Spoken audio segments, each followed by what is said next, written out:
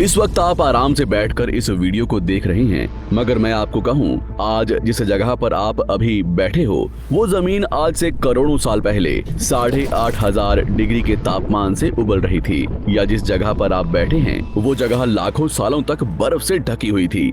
ये दोनों बातें सच हैं। इस 15 मिनट की वीडियो के अंदर आप पृथ्वी के 450 करोड़ साल के सफर को देखने वाले हैं। जिस जगह आज हमारा सौरमंडल है वहाँ विभिन्न प्रकार की गैस और धूल के बादल हुआ करते थे। वैज्ञानिकों के मुताबिक इन धूल के बादलों से दूर एक तारा हुआ करता था। वक्त के साथ साथ उस तारे की ऊर्जा कम होने लगी, जिसके कारण उसके अंदर एक विशाल विस्फोट हुआ। विस्फोट की वजह से अंतरिक्ष की ये धूल एक दूसरे से दबने लगी। इस दौरान बादलों में स्थित धूल के कण दबाव और गर्मी के कारण बड़े उल्कापिंड और पत्थरों में परिवर्तित हो चुके थे, और इसी दबाव की वजह से इन बादलों में स्थित रेडियो एक्टिव पदार्थ ने ग्रेविटी का निर्माण किया। इस ग्रेविटी के कारण बीच में हाइड्रोजन और हीलियम इकट्ठा होने लगे।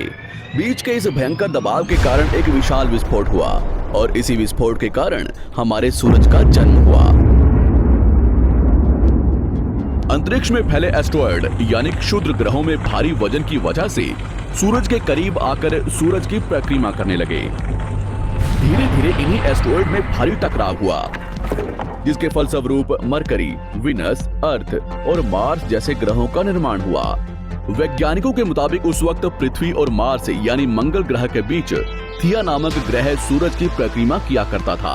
पृथ्वी पर ग्रेविटी होने की वजह से सूरज की परिक्रमा करने वाले एस्टेरॉयड अब पृथ्वी की परिक्रमा करने लगे, और धीरे धीरे करोड़ों सालों तक ये पृथ्वी पर गिरते रहे। और ऐसी घटना हमारे पड़ोसी ग्रह थिया पर भी हो रही थी, जिसके कारण थिया पृथ्वी के और करीब आने लगा और आकर पृथ्वी से टकराया। इस भयंकर टकराव की वजह से पृथ्वी के हिस्से कणों के रूप में अंतरिक्ष में फैल गए और एक रिंग्स की तरह पृथ्वी की परिक्रमा करने लगे। इन्हीं परिक्रमा करते हुए कणों में टकराव होने लगा, जिसके कारण हमारे चांद का निर्माण हुआ। उस वक्त पृथ्वी पर सिर्फ एक ही समुद्र हुआ करता था, और वो था 1900 डिग्री सेल्सियस की तापमान पर उबलते हुए लावे का।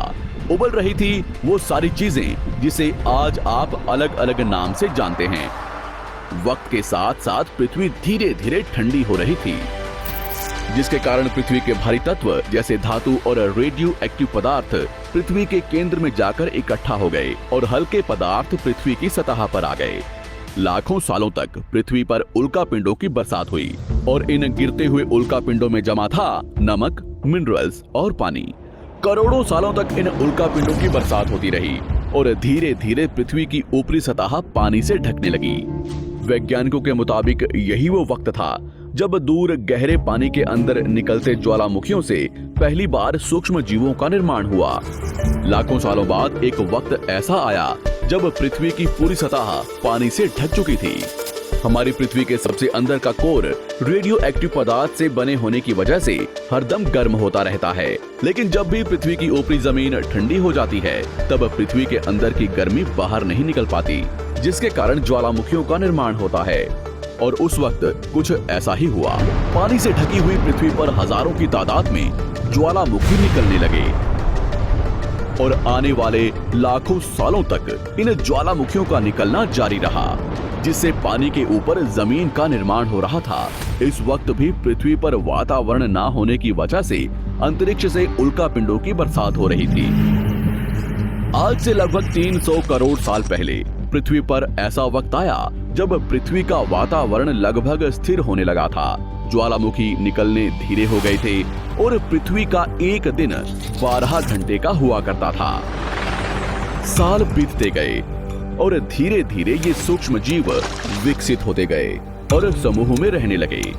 आज से लगभग 250 करोड़ साल पहले पहली बार पृथ्वी पर ऐसे जीवों का निर्माण हुआ जो जीने के लिए ये पानी के अंदर के मिनरल्स यानी खनिज पदार्थ और धूप का इस्तेमाल करते थे, और मल त्याग के रूप में ऑक्सीजन बाहर निकालते थे। इस वक्त तक पृथ्वी पर ज्यादातर ज्वालामुखी निकलने बंद हो चुके थे, और इन माइक्रोबैक्टीरिया की वजह से वातावरण में ऑक्सीजन की मात्रा बढ़ रही थी। वातावरण में ऑक्सीजन बढ़ने की वजह से पृथ्वी का वायुमंडल बनना शुरू हुआ, और आने वाले हजारों सालों तक वातावरण में ऑक्सीजन की मात्रा बढ़ती रही। जिसकी वजह से पृथ्वी के ज्यादातर हिस्सों में ये सूक्ष्म जीव फैल गए।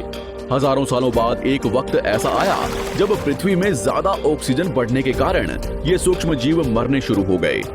उस वक्त तक पृथ्वी का वातावरण ठंडा होने के साथ साथ ऑक्सीजन से भी भर चुका था, जिसके कारण जमीन और वातावरण में स्थित आयरन यानी लोहे के मिनरल्स पानी में स्थित ऑक्सीजन से रिएक्ट होने लगे। और एक वक्त ऐसा आया जब पृथ्वी की जमीन आज के मार्स के जैसे लाल हो चुकी थी। वक्त बीतने के साथ साथ धरती की टेक्टोनिक प्लेट्स में दरार होने लगी, जिसके कारण पृथ्वी के अंदर का लावा जमीन की तरह कई लाखों सालों तक खुला उबलता रहा। और यही वो कारण था जिसके कारण पृथ्वी के वातावरण में कार्बन डाइऑक्साइड की मात्रा बहुत बढ़ गई और पृथ्वी पर एसिड की वर्षा शुरू हो गई। एसिड रेन की वजह से पृथ्वी का तापमान घटने लगा और तापमान इतना घटा कि पृथ्वी के ऊपर स्थित पानी बर्फ में परिवर्तित होने लगा। पृथ्वी पर पहली बार भयंकर आइस एज आया। इस वक्त पूरी पृथ्वी सफेद बर्फ से ढक चुकी थी। आमतौर पर जब धरती पर सूरज की किरणें गिरती हैं, तब जमीन उन किरणों को सोख लेती है, मगर क्योंकि पूरी पृथ्वी बर्फ से ढक चुकी थी और क्योंकि बर्फ सफेद और चमकीली होती है, जिसके कारण सूरज की किरणें धरती पर गिरने के बाद वापस चली जाती थी। इसी कारण से पृथ्वी कई लाखों सालों तक बर्फ से ढकी रही, मगर फिर से पृथ्वी के अंदर स्थित गर्मी ज्वालामुखी के रूप में निकलना शुरू हो गई और इन ज्वालामुखियों से निकलने वाली गर्मी ने बर्फ को पिघलाना शुरू कर दिया।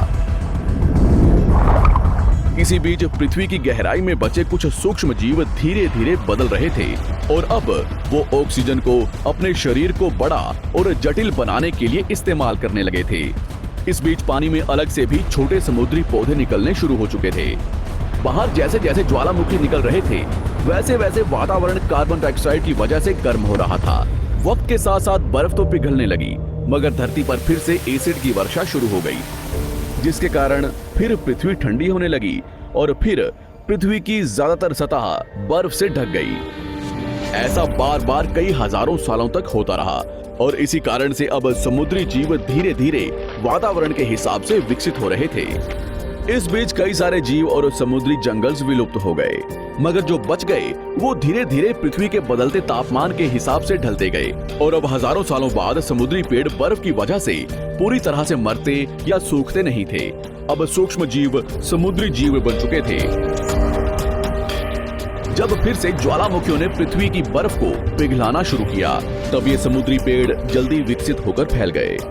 धीरे धीरे वातावरण में ऑक्सीजन की मात्रा बढ़ने लगी और पृथ्वी पर होने वाली एसिड की वर्षा कम होने लगी। वातावरण में ऑक्सीजन आने की वजह से पृथ्वी की ओजोन लेयर्स मोटी होने लगी और आज से लगभग 47 करोड़ साल पहले पृथ्वी की ऊपरी सतह पर पहली बार मोसोस नामक प्लांट उगना शुरू हुआ।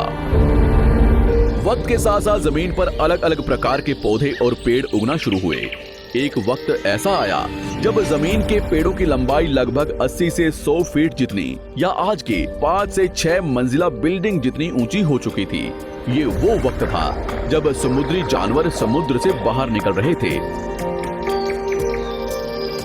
और जमीनी जानवरों में परिवर्तित हो रहे थे। धरती की ज्यादातर जमीन एक जगह इकट्ठी हो चुकी थी, जिसे आज हम पैंजिया महाद्वीप के नाम से जानते हैं। पृथ्वी का वातावरण और तापमान लगभग स्थिर हो चुका था और अब करीब 21 से 23 घंटे का दिन हुआ करता था। अब समुद्री जीव पानी से बाहर रहने लगे थे और वातावरण के हिसाब से उनके शरीर का रंग रूप बदल रहा था। धीरे धीरे ये जमीनी जानवर डायनासोर्स में परिवर्तित हो गए। जिन डायनासोर्स ने पेड़ पौधे खाने शुरू कर दिए, उनका शरीर लंबा और विशाल रूप से विकसित होने लगा। कुछ डायनासोर्स शिकार किया करते थे, जिसके कारण वे छोटे और तेज होते चले गए।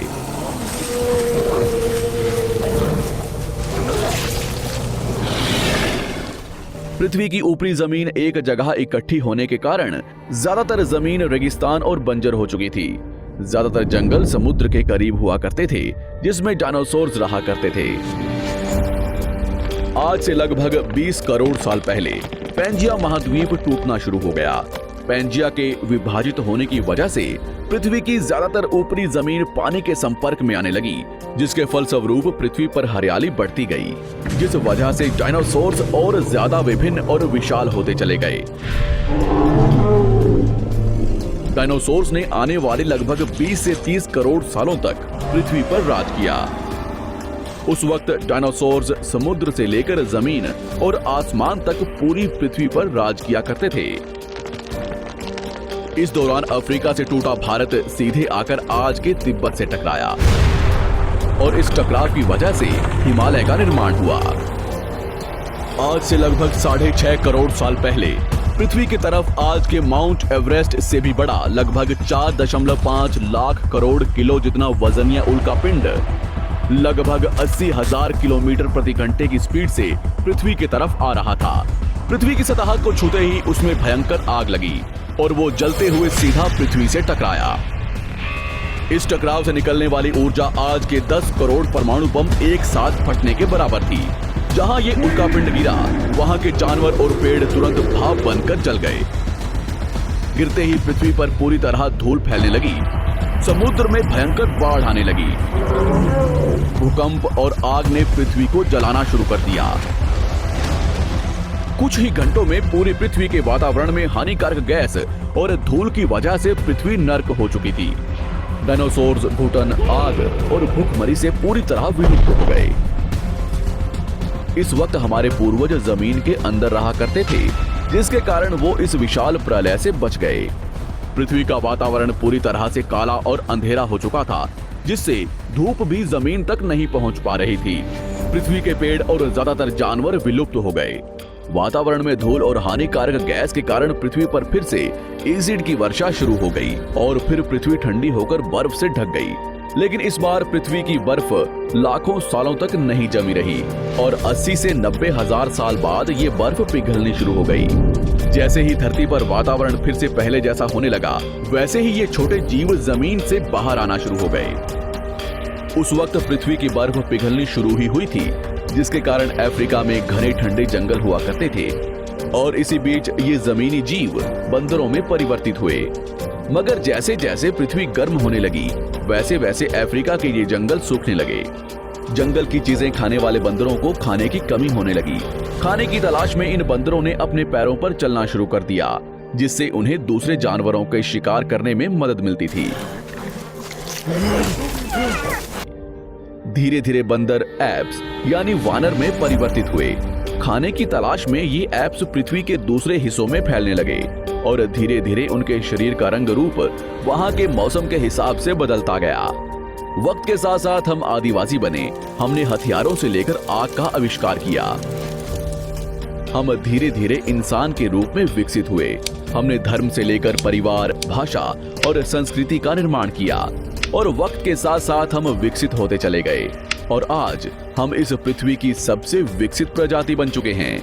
पृथ्वी को आज के जैसे बनने में लगभग 450 करोड़ साल का वक्त लगा है और हमें एक छोटे जमीन में रहने वाले जानवर से इंसान बनने में कई लाखों सालों का। मगर हमने इन 100 सालों में जितना पृथ्वी को गंदा और तबाह किया है, उतना आज तक किसी भी प्रजाति ने नहीं किया होगा। हम फिर से धरती को गर्म कर रहे हैं और कार्बन डाइऑक्साइड की मात्रा बढ़ा रहे हैं।